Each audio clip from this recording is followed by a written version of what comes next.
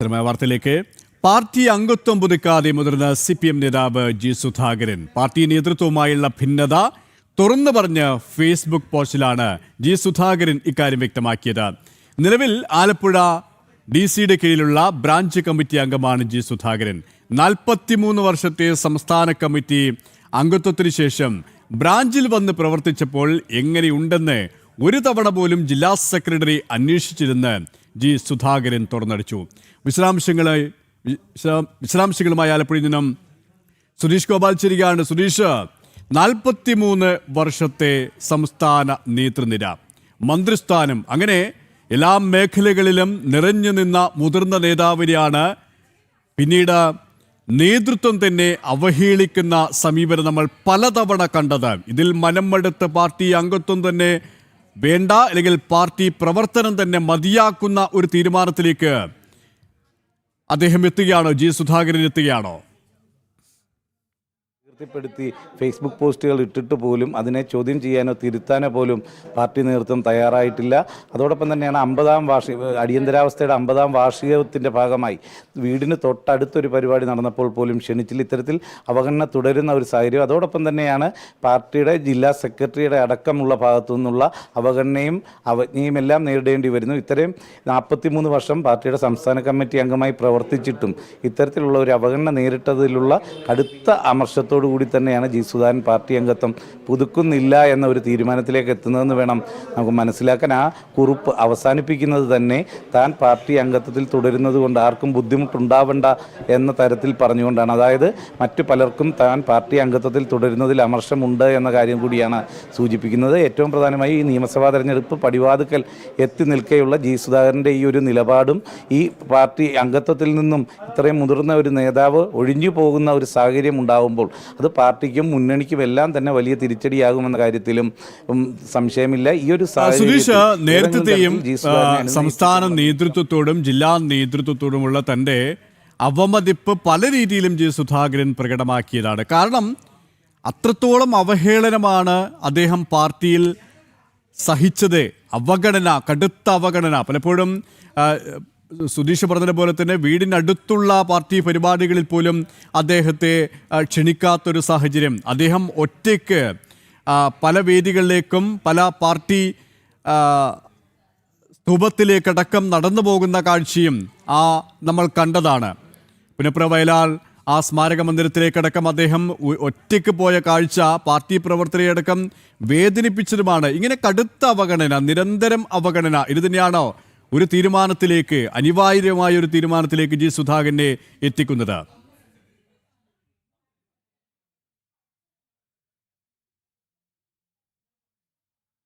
Party അംഗത്വം പുതുക്കാത്ത മുതിർന്ന CPM നേതാവ് ജി സുധാകരൻ പാർട്ടി വിടാനുള്ള തീരുമാനമാണ്.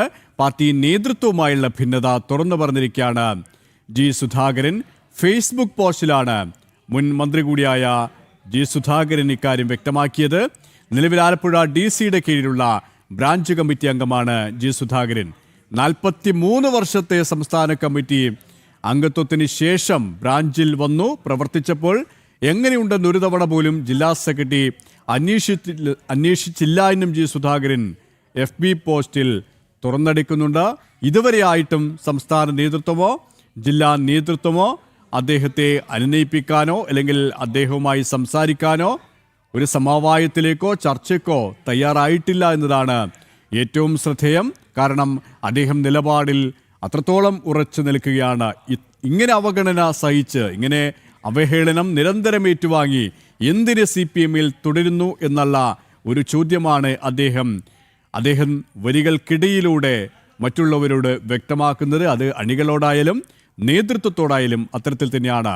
സുധീഷ് ഗോപാൽ തുടരുകയാണ്. സുധീഷ് പറഞ്ഞതുപോലെ തന്നെ ഇടഞ്ഞു നിൽക്കുന്ന സുധാകരനെ അനുനയിപ്പിക്കാനുള്ള ഒരു നീക്കവും ഇതുവരെയും പാർട്ടി നേതൃത്വത്തിന്റെ ഭാഗത്തു നിന്നും ഉണ്ടായിട്ടില്ല, അല്ലേ?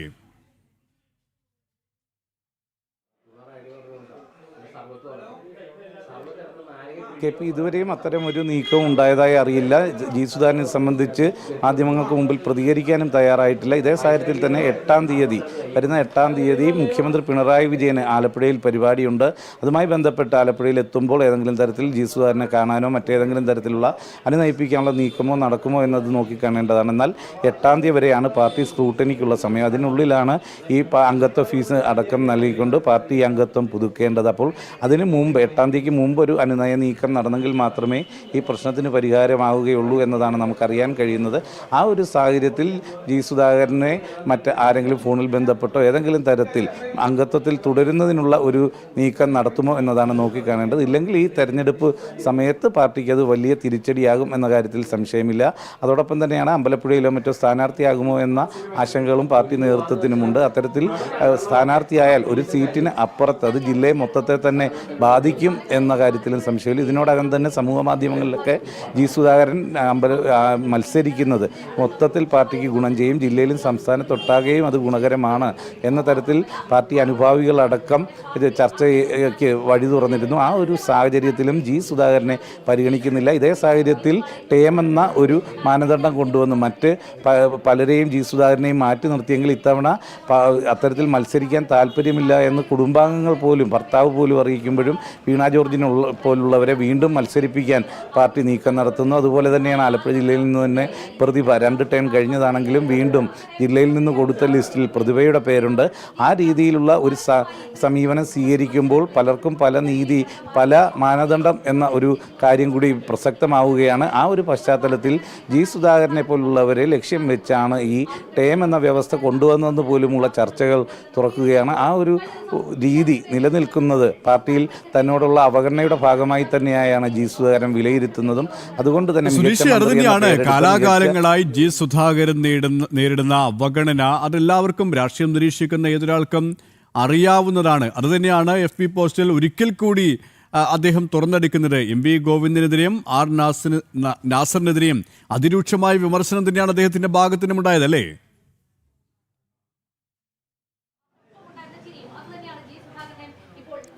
തീർച്ചയായും ശക്തമായ ഭാഷയിൽ തന്നെയാണ് താൻ ഇത്തരത്തിൽ കാല് ഒടിഞ്ഞതിന് ശേഷം പോലും എങ്ങനെയുണ്ട് എന്ന് പോലും ചോദിക്കാൻ ജില്ലാ സെക്രട്ടറി തയ്യാറായില്ലെന്ന് പറയുന്നു. അതുപോലെ തന്നെ MV ഗോവിന്ദൻ്റെയും ചില പരാമർശങ്ങൾ അത്തരത്തിൽ തന്നെ ജി സുധാകരനെ വേദനിപ്പിച്ചു എന്നതാണ് വ്യക്തമാക്കുന്നത്. അത്തരത്തിൽ ഉള്ള സാഹചര്യത്തിൽ തന്നെ നമുക്കറിയാം കഴിഞ്ഞ നിയമസഭാ തെരഞ്ഞെടുപ്പിൽ H സലാം മത്സരിക്കുമ്പോൾ ആദ്യം ജി സുധാകരനും H സലാമും ഒരുമിച്ചുള്ള പോസ്റ്ററുകളാണ് പതിച്ചിരുന്നത്. എന്നാൽ പിന്നീട് അത് പരസ്യമായി കീറിക്കളഞ്ഞുകൊണ്ട് AM ആരിഫും H സലാമും ഒരുമിച്ചുള്ള പോസ്റ്റർ പതിക്കുന്ന കാഴ്ചകൾ നമ്മൾ കണ്ടതാണ്. അതെല്ലാം തന്നെ ഒരു അവഗണനയുടെ ഭാഗമായി തന്നെ വേണം വിലയിരുത്താൻ. അതിനുശേഷവും ജില്ലയിലുള്ള ഒരു പൊതുപരിപാടികളിലേക്കും പാർട്ടിയുടെ ഒരു പൊതുപരിപാടിയിലേക്കും ജി സുധാകരനെ ക്ഷണിച്ചിരുന്നില്ല. അത്തരത്തിൽ നിരന്തരം അവഗണിക്കുന്ന ഒരു സാഹചര്യം. ജി സുധാകരൻ തുടക്കം കുറിച്ച വിവിധ പദ്ധതികൾ, ആ പദ്ധതികളുടെ എല്ലാം ഉദ്ഘാടനത്തിന് അതിൻ്റെ ഉദ്ഘാടനം ജി സുധാകരൻ നടത്തിയെങ്കിൽ അത് പൂർത്തീകരിച്ച് ഉദ്ഘാടനം ചെയ്യുമ്പോൾ ജി സുധാകരനെ അറിയിക്കുക പോലും ചെയ്യാത്ത സാഹചര്യങ്ങൾ, അത് ആലപ്പുഴ ടൗണിലടക്കം അത്തരം നിരവധി പദ്ധതികളുടെ ഉദ്ഘാടന ചടങ്ങുകൾ നടന്നിരുന്നു. അതെല്ലാം തന്നെ അവഗണിക്കുന്നതിന് തുല്യമാണ് എന്നതാണ് പലതവണ. അതുകൊണ്ട് തന്നെ ജി സുധാകരന് കഴിഞ്ഞ കാലം ഇതിൻ്റെ തുടക്കം കുറിച്ചത് എങ്ങനെ എന്നത് മറക്കരുത് എന്ന് പലപ്പോഴും ജി സുധാകരൻ തുറന്ന് പറയേണ്ടിയും വന്നിട്ടുണ്ട്.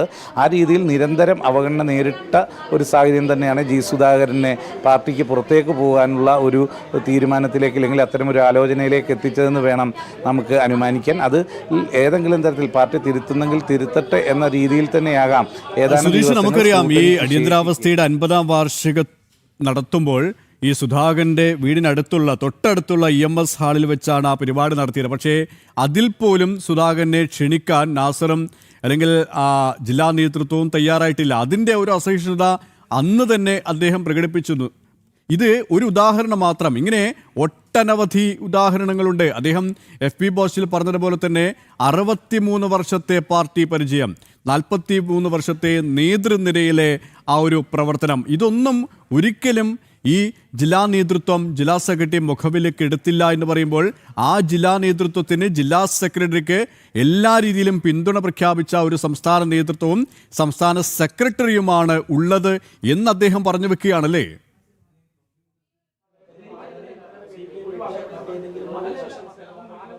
തീർച്ചയായും ഇതിൽ എടുത്തു പറയേണ്ടത് KSF ആദ്യത്തെ രൂപം, അതിൻ്റെ രൂപീകൃത സെക്രട്ടറി, സംസ്ഥാന സെക്രട്ടറി ആയിരുന്നു ജി സുധാകരൻ. അന്ന് കോടിയേരി ബാലകൃഷ്ണൻ പ്രസിഡന്റുമായിട്ടായിരുന്നു അത് രൂപീകൃതമായത്. MA ബേബിക്ക് SFIയുടെ മെമ്പർഷിപ്പ് കൊടുത്ത് വിദ്യാർത്ഥി സംഘടനയിലേക്ക് മെമ്പർഷിപ്പ് കൊടുക്കുന്നത് ജി സുധാകരനാണ്. പാർട്ടി ജനറൽ സെക്രട്ടറിയാണ് ഇപ്പോൾ MA ബേബി എന്നത് ഓർക്കണം. ജി സുധാകരന് പിന്നാലെ വന്ന എത്രയോ പേർ പാർട്ടി സംസ്ഥാന സെക്രട്ടേറിയറ്റിലും കേന്ദ്ര കമ്മിറ്റിയിലും വരുമ്പോഴും ജി സുധാകരൻ സംസ്ഥാന കമ്മിറ്റിയിൽ മാത്രം നിൽക്കുകയായിരുന്നു. ശൈലജയും തോമസ് ഐസക്കിനെയും ഒക്കെ പാർട്ടി സംസ്ഥാന സെക്രട്ടേറിയറ്റിലേക്ക് പരിഗണിച്ചതിന് ശേഷമായിരുന്നു ജി സുധാകരനെ പരിഗണിക്കുന്നത്. അതുകൊണ്ട് തന്നെ ആ സംസ്ഥാന സെക്രട്ടേറിയറ്റിലേക്കുള്ള ക്ഷണം നിരസിക്കുന്ന ഒരു സാഹചര്യവും ഉണ്ടായി. അതിനുശേഷം ഇങ്ങോട്ട് കേന്ദ്ര കമ്മിറ്റിയിലേക്കോ എങ്ങും പോകാതെ ഇത്രയും മുതിർന്ന ഒരു നേതാവ്, കോടിയേരിക്ക് തുല്യനായി പാർട്ടി സെക്രട്ടറി ആവാനോ മുഖ്യമന്ത്രിയാകാനോ പോലും യോഗ്യനായ ജി സുധാകരനെ ഒതുക്കി വെക്കുന്ന ഒരു സാഹചര്യമാണ് ഉണ്ടായിട്ടുള്ളത്. ഇപ്പോൾ മറ്റു പലരെയും മാറ്റി നിർത്തിയെങ്കിലും തോമസ് ഐസക്കിനെ നിയമസഭയിൽ കഴിഞ്ഞ പ്രാവശ്യം സീറ്റ് കൊടുത്തില്ലെങ്കിൽ പോലും ലോക്സഭയിലേക്ക് സീറ്റ് കൊടുക്കുന്ന സാഹചര്യമുണ്ടായി. അതിനുശേഷവും മറ്റു പൊതുപരിപാടികളിലും പാർട്ടി പരിപാടികളിലും